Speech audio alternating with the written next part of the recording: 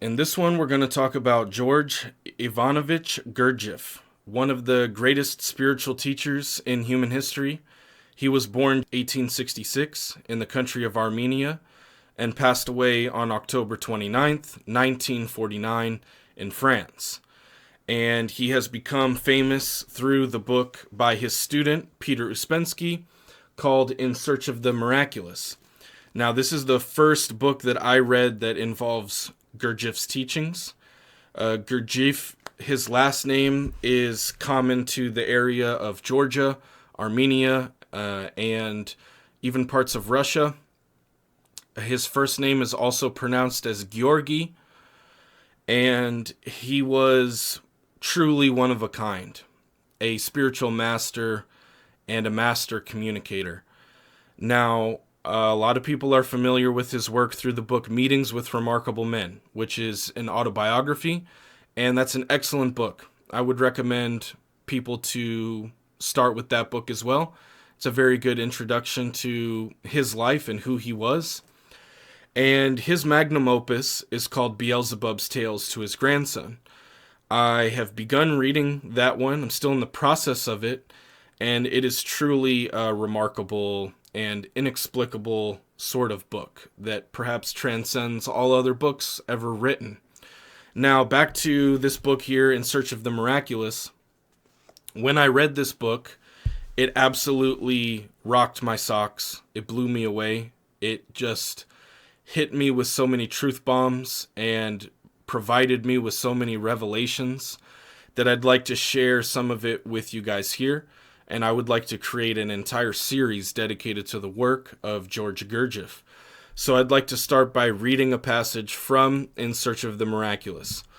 People understand what knowledge means, and they understand the possibility of different levels of knowledge. They understand that knowledge may be lesser or greater, that is to say, of one quality or another. But they do not understand this in relation to being. Being, for them, means simply existence, to which is opposed just non-existence. They do not understand that being or existence may be of very different levels and categories. Take, for instance, the being of a mineral and a plant. It is a different being. The being of a plant and of an animal is again a different being. The being of an animal and a man is again a different being. But the being of two people can differ from one another more than the being of a mineral and a plant, or a mineral and an animal. This is exactly what people do not understand. And they do not understand that knowledge depends on being. Not only do they not understand this, they do not wish to understand this. And especially in Western culture, it is considered that a man may possess great knowledge. For example, he may be a scientist and make great discoveries in advanced science, and at the same time, he has the right to be and may be a petty, egoistic, caviling, mean, envious, vain, naive, and absent-minded man. It seems to be considered here that a professor must always forget his umbrella everywhere. And yet it is his being. And people think that knowledge does not depend on being. People of Western culture put great value on the level of a man's knowledge, but they do not value the level of a man's being, and they are not ashamed of the low level of their own being. They do not even understand what it means, and they do not understand that a man's knowledge depends on his level of being. If knowledge gets far ahead of being, it becomes theoretical and abstract and inapplicable to life, or actually harmful, because instead of serving life and helping people the better to struggle with the difficulties they meet, it begins to complicate a man's life, bring new difficulties into it, new troubles and calamities which were not there before. The reason for this is that knowledge, which is not in accordance with being, cannot be large enough for or sufficiently suited to a man's real needs. It will always be a knowledge of one thing together with ignorance of another thing, a knowledge of the detail without the knowledge of the whole, a knowledge of the form without a knowledge of the essence. Such preponderance of knowledge over being is observed in present-day culture. The idea of the value and importance of the level of being is completely forgotten. What I would like to discuss in relation to this passage is this core concept of a man's level of knowledge and being. I think Gurdjieff does an incredibly good job himself of laying out the problem that exists in Western civilization. And this is truly a dive into Eastern philosophy for many people for the first time. Now, Gurdjieff was not necessarily a member of any one religion. He grew up as part of the Russian Orthodox Christian Church.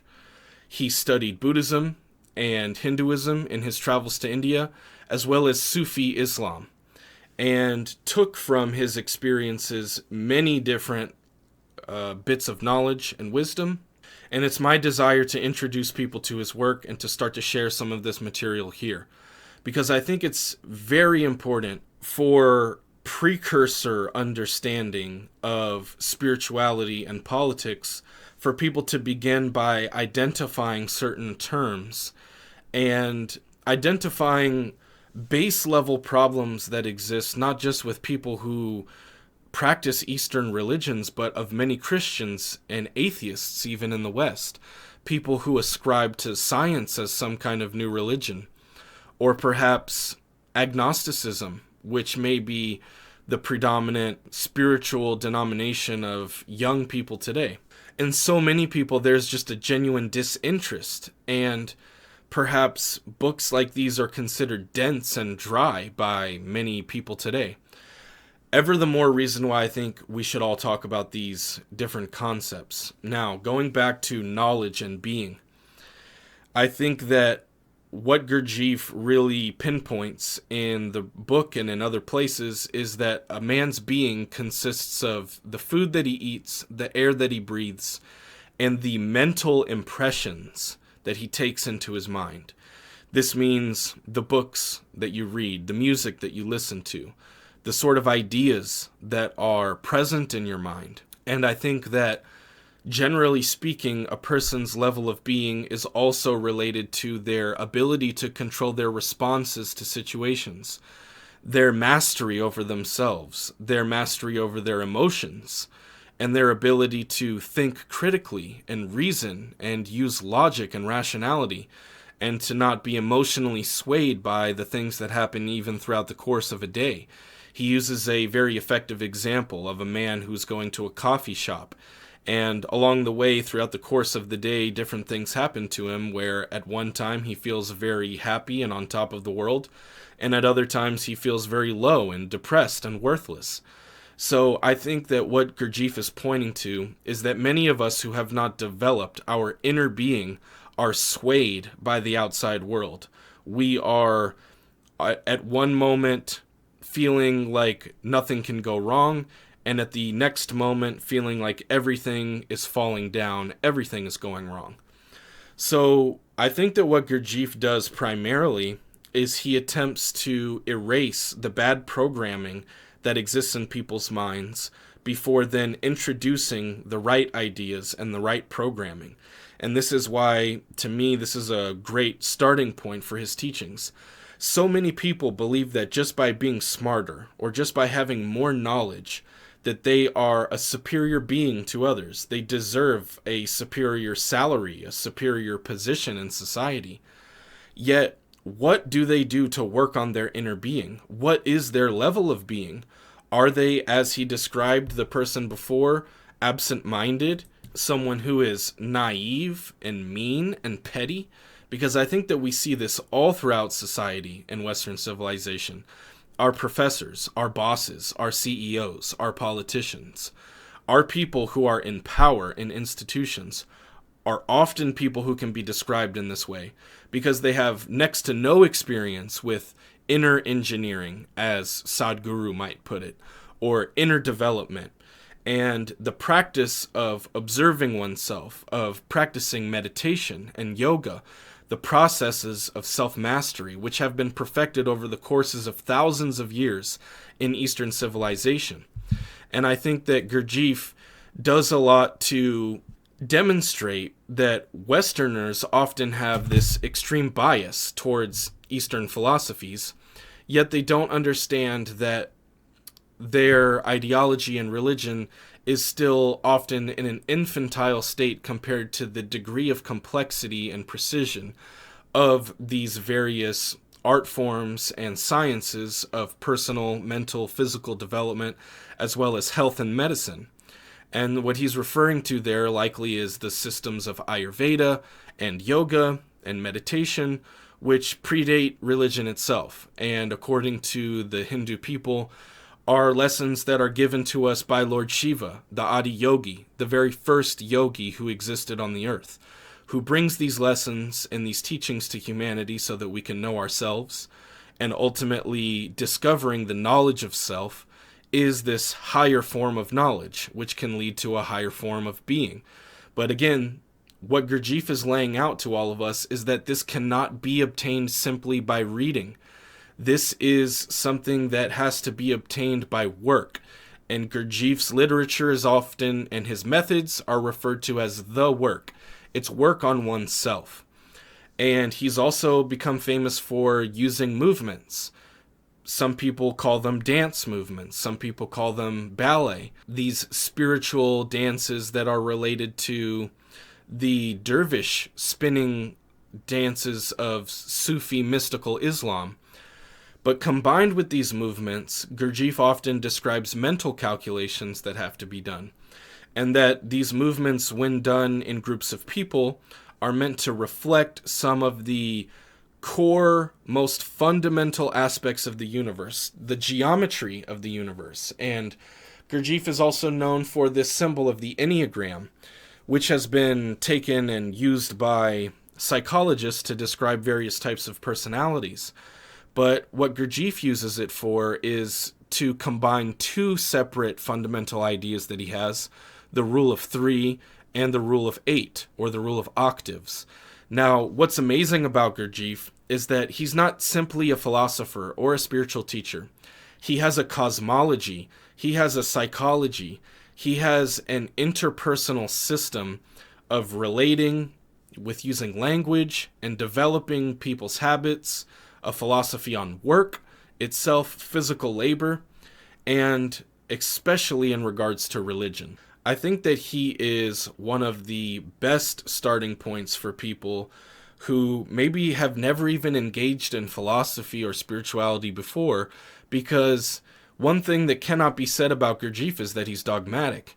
He lays out the truth in such a savage way sometimes, because people who would come to him with questions would often bring their biases and their preconceived notions of spirituality and religion to him, and he was a completely unique figure. Now, some people call him a guru, and other people call him a rascal.